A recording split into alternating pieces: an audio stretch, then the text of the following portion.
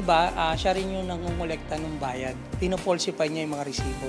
Dinadagdagan niya yung gastos doon sa pag-file ng mga kaso doon sa korte para doon sa mga delinkwento hindi nakakabayad ng mga hulog.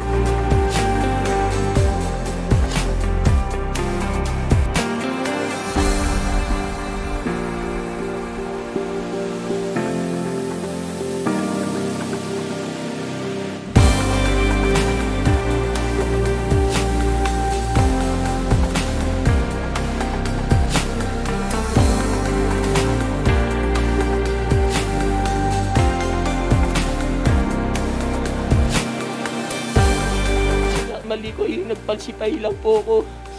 Siguro po mga 20 peraso, mga ganun po.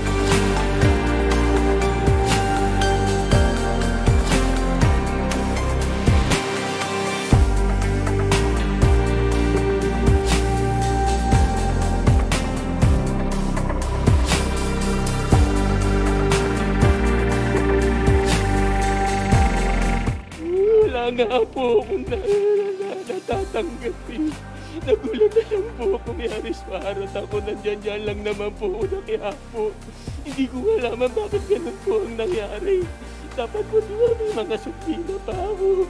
Nahiring pa dapat sana ako maaga dyan. Matatanggap. Wala po eh.